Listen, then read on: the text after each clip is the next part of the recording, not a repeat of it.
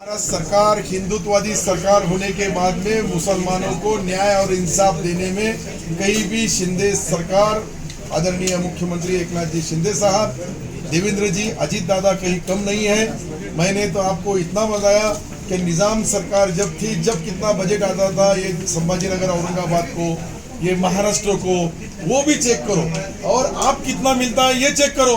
अगर हम उसमें कम पड़े होंगे, हमारा हिंदुत्ववादी सरकार कम पड़ा होगा, तो मैं कोई भी गुनाह, कोई भी गलती स्वीकारने को तैयार है। लेकिन उन्होंने अच्छा काम करे, उनका ये अरे रहा काम हमारा रिजर्वेशन का, तिरंगे पाटिल साहब ने डिमांड की, मैंने उनका स्वागत किया, सत्कार किया, सम्मान किया, अभिनंदन किया और उनके संगात उनके समाज को भी न्याय मिलना, ओबीसी को भी मिलना, लेकिन उन समाज के संगात मुसलमान को मैं ये बता रहा हूँ कि कई जगहों पे उनकी माली हालत, उनकी आर्थिक परिस्थिति, उनका एजुकेशन, उनकी नौकरियाँ बहुत गंभीर है। मैं कोई वो समाज का है, वो कौम का है, वो जात का है, उनके नहीं बोल रहा, लेकिन सच्चाई तो ये भी है। आप भी जाके देखो बस्तियों में कितनी परेशानी है, आप भी जाके देखो उनकी पढ़ाई में कितनी दुश्वारियाँ है।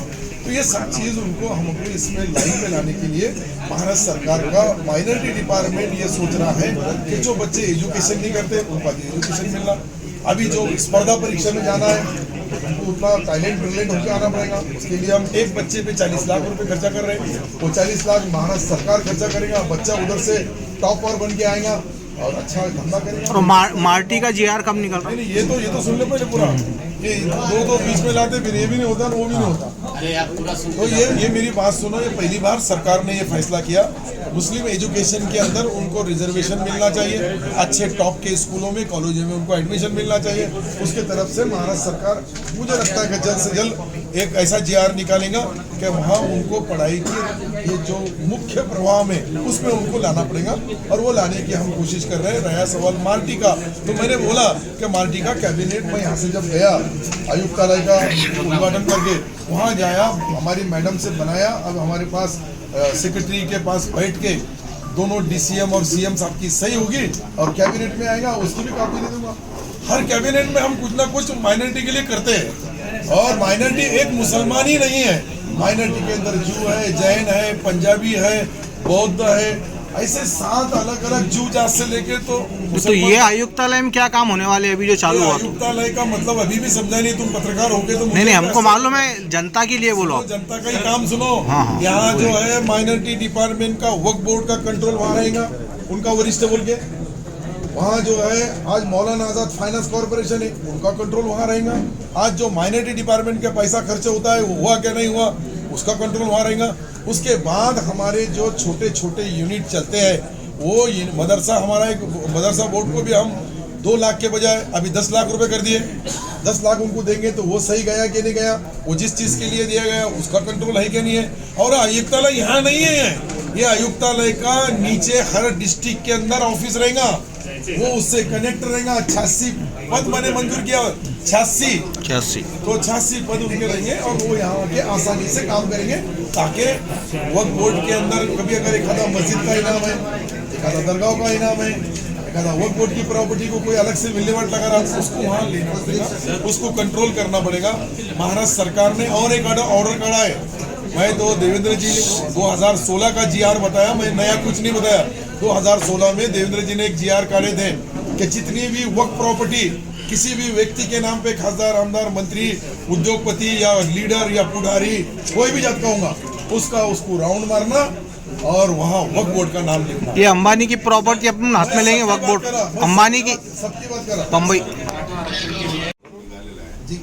मराठा समाज एकत्रित झाला जरांगे पाटलांच्या पाठीशी, ओबीसी समाज एकत्रित होतोय हाके आणि नवनाथ वाघमारेंच्या पाठीशी। आता मुस्लिमांच्या आरक्षणाची सुद्धा मागणी आहे, तर मुसलमानांनी एक व्हायला पाहिजे की नाही?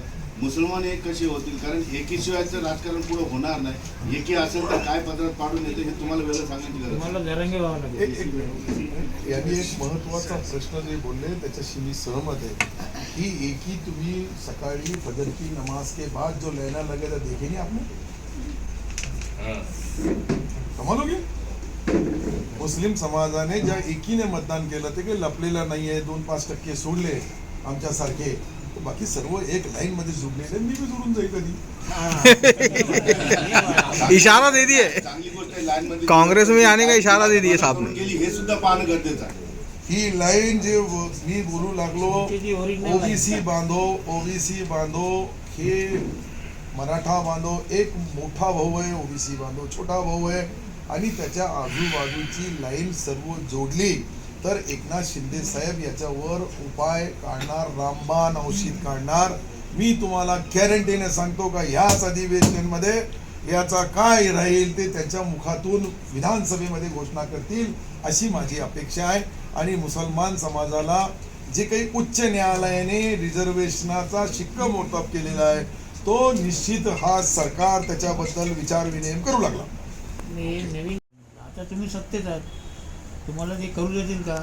त्यांचा तो अजेंडा आहे, मुसलमानांना आरक्षण द्यायचं नाही. हे पहा, मी तुम्हाला तेच त्याच्या विरुद्ध कसं लढणार तुम्ही? तुम्ही ऐका. मुद्दा तो आहे ना. हो साहेब, तुम्ही जरांगे बोलतात, जरांगे साहेब तुमचा महत्वाच्या प्रश्नाला उत्तर द्या.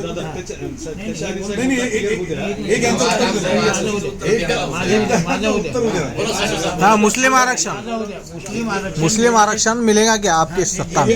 पहिले फिर तुम दूसरे तो सुनकर एक पत्रकार बांधवाला माझी हात जोडून विनंती आहे हा, बोला. का आपण मी सर्व प्रश्न तुमचा एकही प्रश्न जोपर्यंत शेवट समजत नाही, माझा कुठेही तुम्ही काही लावणार तेल नमक मिरची लावून त्याची कुठे मार्केट करायची तेही करून घ्या, पण मी सत्य बोलणारा माणूस आहे. मी आताही सांगतो जबाबदारीने का आम्ही मुख्यमंत्री उपमुख्यमंत्री महोदयाला समाजाच्या भावना कळवल्या.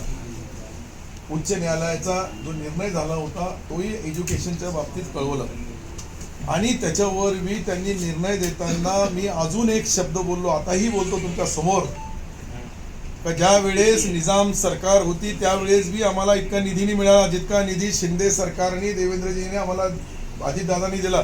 याचाही तुलनात्मक आपण अभ्यास करा ना, का राज्याला ज्या वेळेस मुस्लिम समाजाला न्याय देताना हे सरकार हिंदुत्ववादी आहे, मी त्याला मानतो एक हिंदुत्ववादी आहे, त्याच्यामध्ये कोणाला बोलायला शंका नाही, परंतु त्यांनी आमच्या समाजावर बी अन्याय केला नाही याच्यासाठी मी त्यांचा अभिनंदनाचा ठराव तिथे बी घेतला. आणि का नाही घ्यायला पाहिजे? ज्या सरकारने आम्हाला मदत केली, एखादा विशेष नेता आमचा समाजाची मागणी करत असेल तर मी त्याचं अभिनंदन करणं हे चूक नाही आहे. पण काही जे खडखड करू लागले खडपूच्या त्याचं मी उत्तर देईल. नहीं, मुस्लिम आरक्षण सर आपकी सत्ता में मिल जाएंगे? मुस्लिम आरक्षण का निर्णय हुआ क्या आपकी सत्ता में? आपकी सत्ता जब तक है अभी 100 दिन में निर्णय हो सकता क्या? निर्णय अपेक्षा रखना, पत्थर उछालना पड़ता है, आसमान को छेद होएगा उसकी परवाह नहीं करते हम, लेकिन हमने जो मांगनी करे वो मांगनी हमारी है और वो होगी और उसको आगे न्याय मिलेगा, ये हमारी अपेक्षा है. मैं जो समाज में है, हर समाज को अपने अपने समाज का स्वाभिमान रहता है, लेकिन उसके संगात बाकी के समाज का भी सम्मान करना पड़ता है और वो सम्मान के संगात करने की हमारी अपेक्षा है. मैंने वहाँ बताया आपको कि 1 नंबर का हिंदू भाई हमारा बड़ा भाई है, उसके बाद में दलित भाई 2 नंबर पे, आदिवासी भाई 3 नंबर पे, हम 4थे नंबर पे. नहीं, हालात तो खराब है ना मुसलमानों के. देना चाहिए और वो न्याय के बारे में मांग रहे हैं हम सरकार से. नहीं, हालात तो खराब है ना सब मुसलमानों के. 20 वर्षामध्ये मुस्लिम आरक्षणाबद्दल मुख्यमंत्री शिंदे आणि त्यांच्यात काही चर्चा झाली का ते सांगा. एक लक्षात घ्या, मी सन्माननीय मुख्यमंत्री महोदयाला 2दा या विषयावर बोललो आणि मुस्लिम समाजाच्या ज्या भावना होत्या ते नॅशनल लेवलवर आज जे मुस्लिम समाजाचा विरोधी मतदान पडला तो काही सिल्लोडमध्ये किंवा औरंगाबाद संभाजीनगरमध्ये नाही, देशभरमध्ये अनेक मतदारसंघाचा तुमच्याकडे रेकॉर्ड आहे माझ्यापेक्षा जास्त तिथे पडलेला आहे. त्याला काही एकट्याला, परंतु एक समाजाला न्याय मागण्याचा अधिकार आहे आणि मी तो माझ्या पद्धतीने त्या कॅबिनेटमध्ये प्रत्येक वेळेस जे मला बोलायचं आहे ते मी बोलतो. मुख्यमंत्री महोदयाला बोलतो, उपमुख्यमंत्री महोदयाला बोलतो. 30 कोटी रुपयाचे 500 कोटी असेच झाले का ते मी बोललो, मी ते प्रस्ताव आणला. आता मला वाटतं की परवापासूनच आम्ही अर्ज मागू लागलो.